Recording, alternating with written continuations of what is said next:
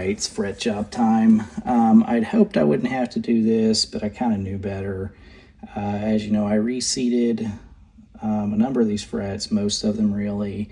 You know, I got them all in, following the curvature of the board and all that, and glued in, and, you know, but ultimately we still are uneven in some spots.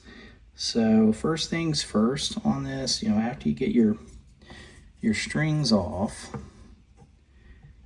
is you're going to want to make sure that your board is flat, because you don't want to get all of your frets flat and the board's not flat. Then you're just creating frets that are goofy sizes. It's mismatched. This is pretty flat, pretty straight all the way through. I don't know that I'm going to have to adjust anything on the truss rod. If it's not flat, you adjust the truss rod.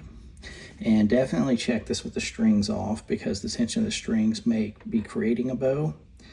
And then once you actually take the strings off, you're no longer flat. Or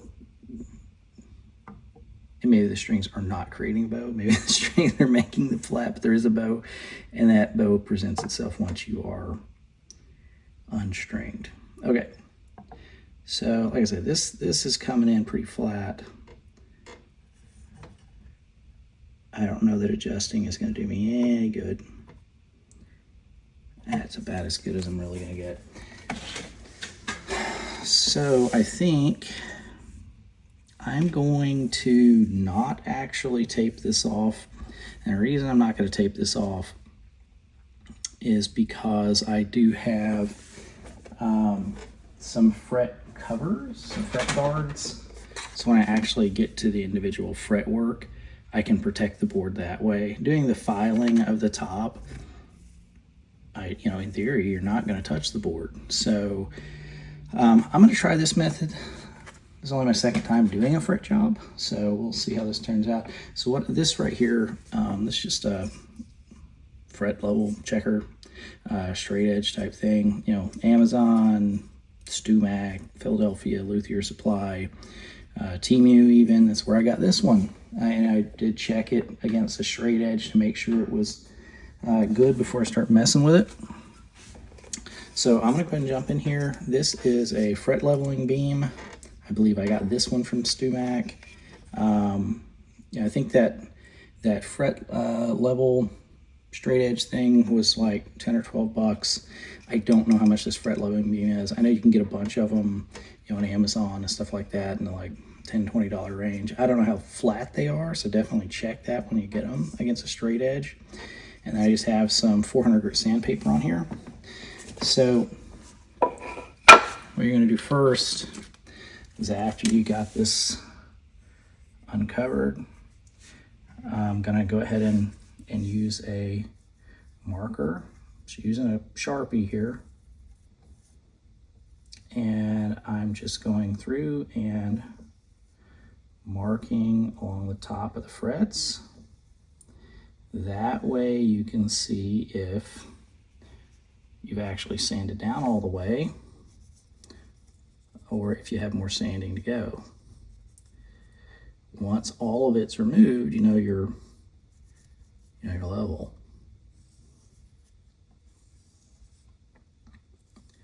And you may want to do this more than once, just to check.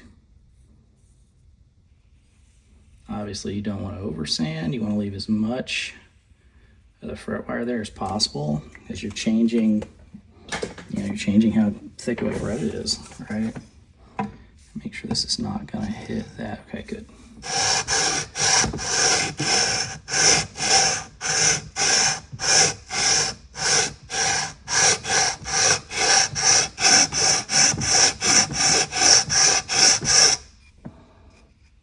So the ones that are high are going to get sanded off first. So that one was high, this one was high, this one's high, this one's high, right?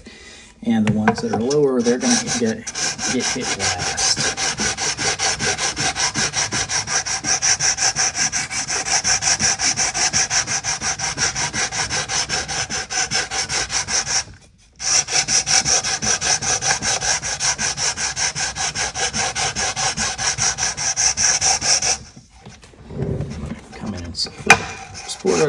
here. And ideally not be crisscrossing because you do have a curvature of the board. And then here's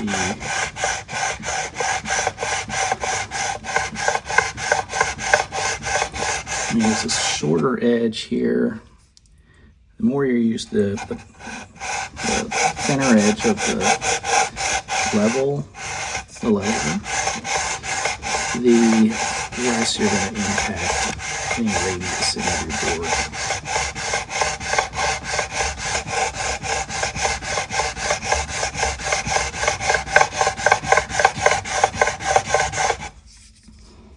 Get a look at how we're doing here. Yeah, it seems like this one and this one are really high.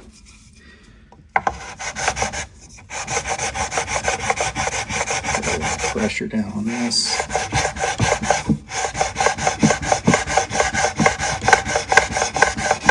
I'm also going to be replacing these pickups. Ideally, you wouldn't be sanding your frets with your pickups on there or left uncovered because it's a magnet. So these shavings are going to end up on it. But I'm going to, like I said, I'm going to be removing that anyway. This guitar is kind of getting the works because it was in really bad shape.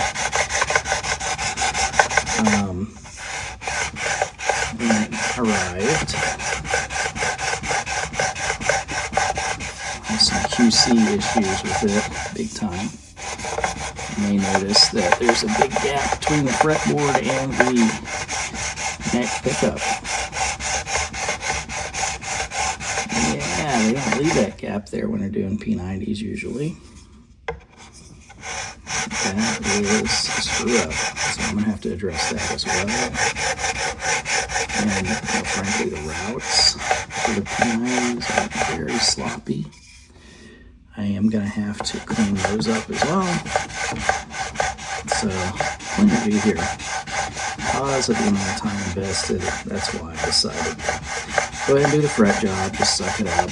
You know, you could probably just play it and be alright, just raise the action on this thing higher. It's going to be the end of the world, but I have the tools. I have the kind of knowledge. So, why not knock it out?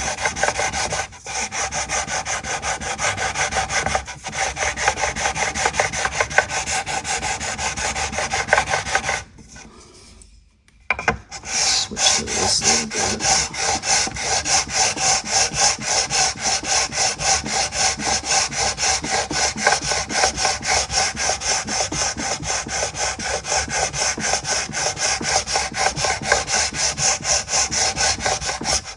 I'm not going to make you watch all this.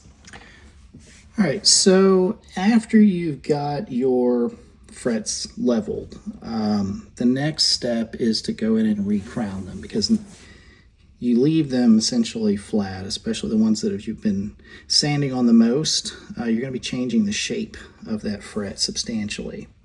And so you have fret files. Here's the one that I am using. I believe I got this one at StewMac. I may have gotten it off of Amazon. These aren't particularly expensive. I think they're like $10 versions. I don't remember how much I spent on this, maybe like $20 or $30. And you know, you basically, I've already done these. There are a couple that I wouldn't mind doing a little better on these edges. So you basically would mark with the marker the entirety of the fret. And then again, you would often just tape this all off. I have these fret protectors. I'm not as worried about it. You identify the correct fret shape, size, and you just file this down until that line is thin. So in effect, you're reshaping the fret and trying to create a small point of contact. I'm grabbed the wrong fret protector. that's the issue there. Not getting down low enough. There are different sizes of fret protectors. There we go. That's the right one for the size of fret. And so you're just filing down, like I said, until you get a thin line. I don't know if you can see this, but I'm getting a thin line all the way across. You don't want it super flat up there, but that's good. And a lot of these, you notice I'm just doing this edge just because I didn't quite get those that side of the fretboard as good when I was going through initially. I'm happy with that.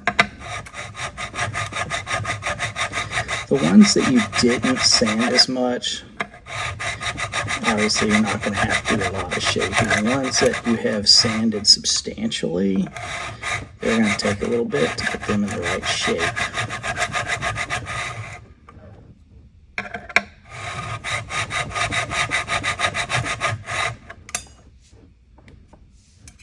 And that was, I think, probably my highest one right there, so it took a little while to shape it.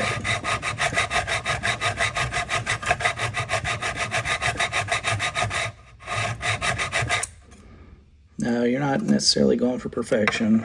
Yeah, I'm certainly not. This is a DIY video. This isn't a professional luthier video, right? And this isn't a very valuable guitar. That's why I'm willing to do it. This one is a learning exercise. If I'd done a lot of these, I'll feel more comfortable doing a valuable guitar. But as of right now, just my second go at it. So I'm screwing stuff up, I'm doing stuff wrong. But you know what? I'm not afraid to make the mistake. I'm pretty confident that any mistake that I do make, I can fix. And even if I had to throw this guitar away, the value of it isn't so high that I can't handle that hit financially. Okay, so we've got that done. And then the next thing I'm going to do, well, first I'm just going to take a rag with a little alcohol on it, clean up some of the metal dust from this process.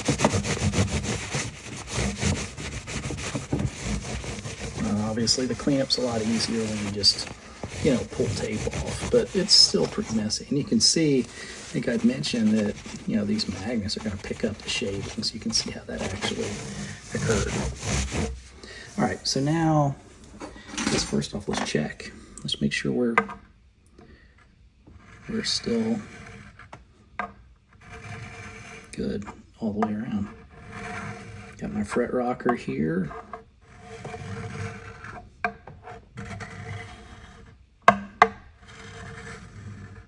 No issues. Everything nice and level so far.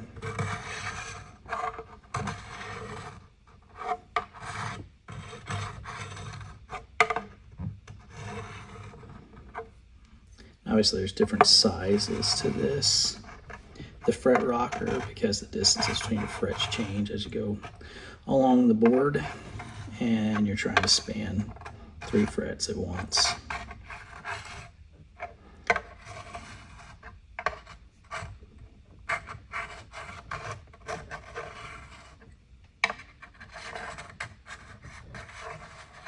That all looks really good to me. So what I'm going to do now is I'm going to polish it. Now, I'll just go ahead and show you this. I think I've mentioned it before, but you could just use this. This is just a standard nail polish buffing pad. The Eraser Start 400 grit. You know what? Let's just use it. Let's just use this. I'm going to start 400 grit side.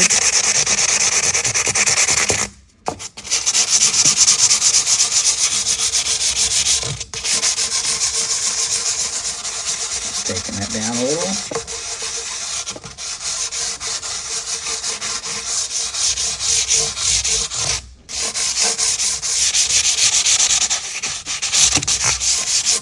Okay, that that's 400. That's the level 3. Level 4 is 500.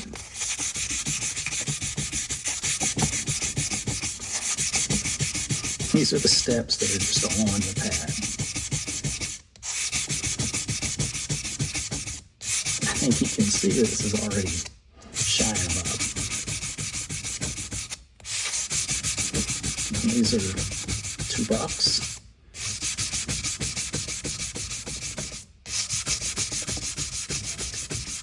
And I'm doing this one more vertically because once you move to this step, it splits up. Actually, you know what? I can do both. I can do it one there because it gets lighter from there. So worst case scenario, it shines as new.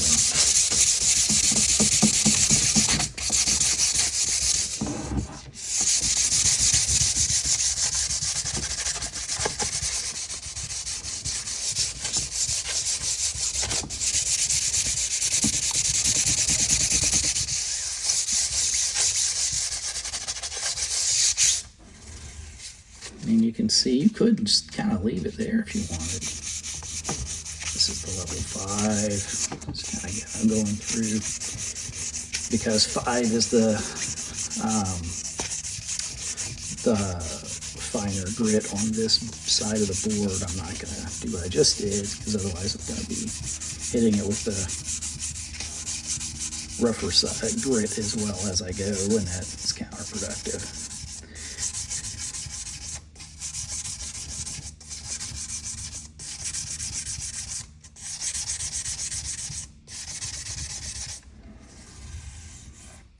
Alright, so now let's jump to the 6, 7 side. Sure hope my kids don't hear that.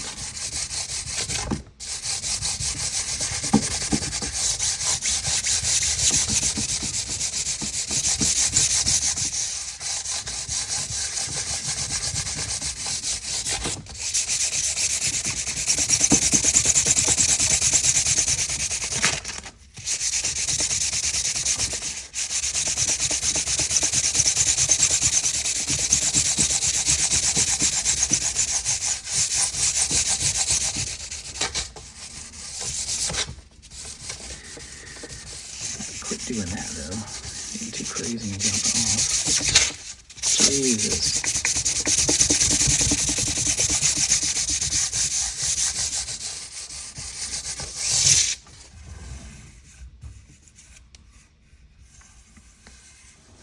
Yeah, so you can leave it there. I am going to use some of the erasers just because I do have them.